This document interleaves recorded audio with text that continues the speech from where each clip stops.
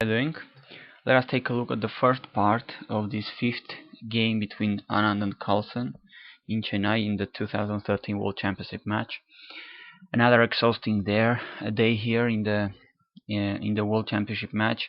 So far, almost 5 hours of games being played, and it seems it's gonna be lasting way too long because once again, one of the players has an advantage, a little advantage, and keeps playing. Magnus with white today has an edge, and he keeps playing, keeps putting pressure on Anand.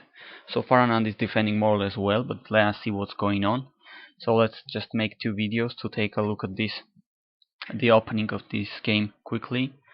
Magnus Carlsen has white today, so c4, a new move for him, although at least in this match, because obviously he's played all these normal moves thousands of times.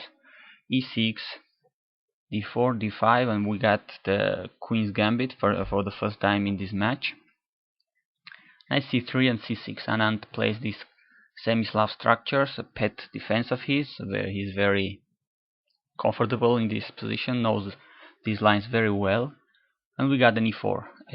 Potentially could be a Marshall Gambit, a very exciting game, a very exciting and very dynamic opening, which would be something like this: take takes and bishop b4.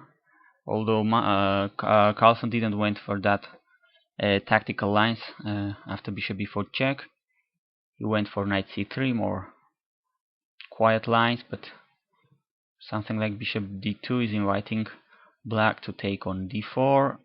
So white will take the piece on b4, black will take the knight on e4, and after this is an absolutely crazy opening, very sharp, very fighting, very tactical one.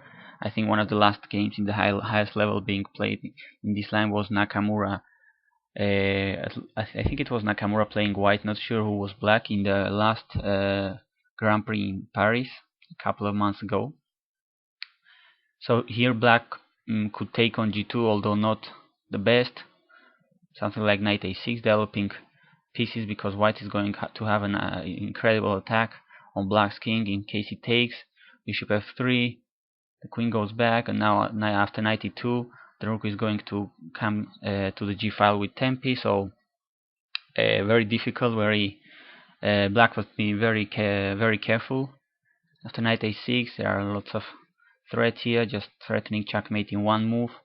b6, and white can play nothing else like queen d6 now, letting black to take on a5, rook d1, and now he's threatening checkmate once again, and the check cannot be avoided, so black must look for something like f6 to avoid being checkmated. So this is all theory, a very crazy and spectacular line, but anyway, the game didn't went like this. Knight c3 was played, more calm move. Now c5, counterblasting in the center. a3, asking the bishop what he wants to do. If white takes here, something like exchanging queens and even giving the pawn, it wouldn't be that great, I think, for white. These three pawns in a row doesn't seem very good. So black goes ahead and retreats to a5. Just having this pin, still having this pin on the knight and seeing what's going on. Knight f3, knight f6, developing some pieces, normal moves. Now bishop e3, defending the d4 pawn. Knight c6, once again attacking. Couple of options here. Black could immediately put more pressure on the c3 knight with knight e4. White probably queen c2, just attacking the knight on e4 and defending his own knight on c3. After some exchanges, white will have a couple of doubled pawns here, doubled and isolated pawns, which probably is not that good, but he has a bunch of development here. Black has only his bishop developed, and it is not looking that great here on the edge of the board. So well, a very unclear position. Probably white is better, despite having this bad pawn structure. Anyway, Anand went for this knight c6 move. Now queen d3, defending that e4 square just to prevent black from coming on and putting more pressure on this pawn, on this knight, sorry. Here black decides to resolve the tension of the center and takes on d4, knight takes, and knight g4. Just getting rid of white's bishop pair and threatening to create some weaknesses of an isolated pawn here, potentially on e3. Other moves were also possible, maybe knight e5 attacking both c5, but the queen on d3, something like queen c2, and well, that knight isn't that bad. Something like e5 was also probably possible. Takes, not that clear, because both players, black has this weakening here, this weak pawn, but white can exchange queens, so playable position and more or less in some way similar to the one we're going to see in the game. But okay, knight g4, more solid move. Here white decides to castle long, control even better this d file, and defend better, even better this d4 knight. So more or less developing. Knight take e3.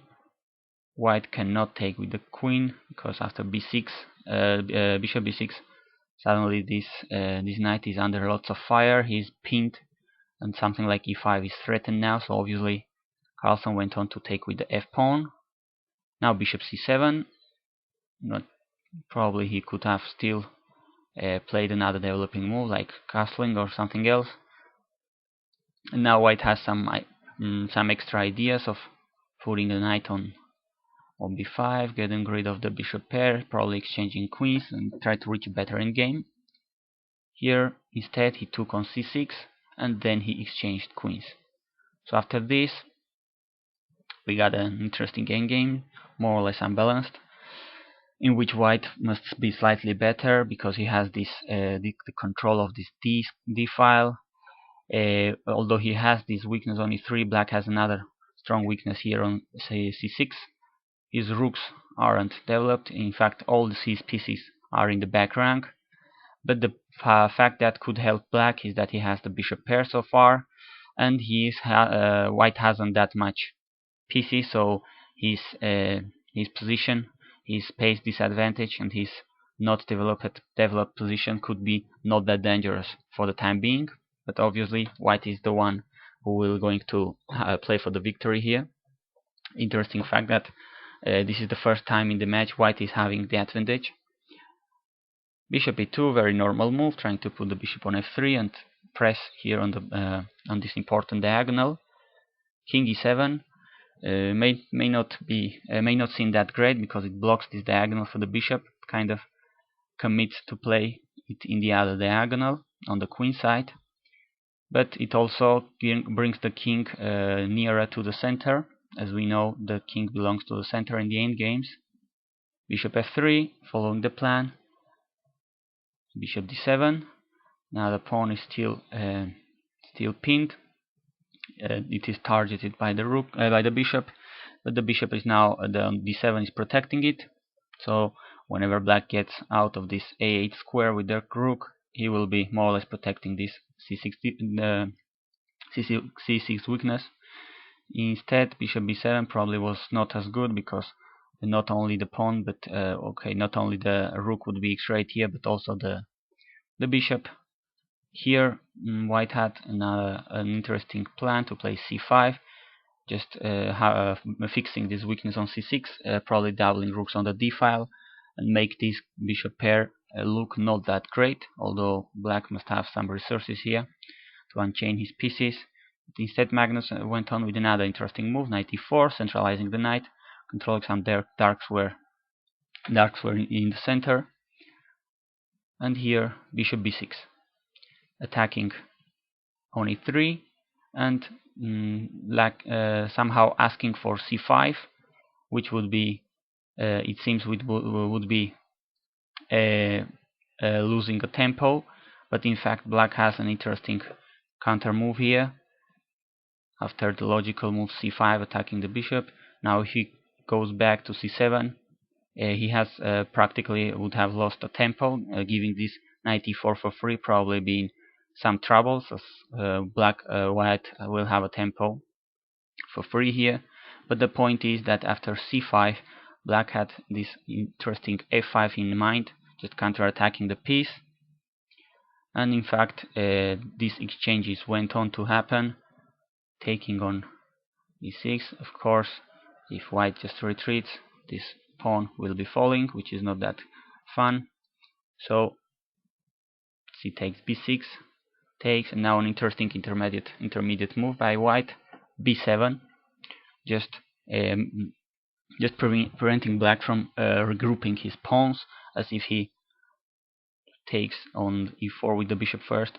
After a takes b6, these two pawns are not isolated anymore on a7 and c6, but instead this interesting b7 move. Rook b8 is compulsory, so now bishop takes e4 and rook takes b7. Now we're reaching this interesting endgame, which is still being played on, in which white is clearly the one who is playing for the victory, for some edge, because black has these three isolated pawns, which are clearly weak. This bishop doesn't look very great right now, but black will always try to find some resources to rescue his other rook for h8, to create counterplay, to create threats, to try to survive. We'll see how the game continues in the second video. Hope to see you there. Thanks for watching.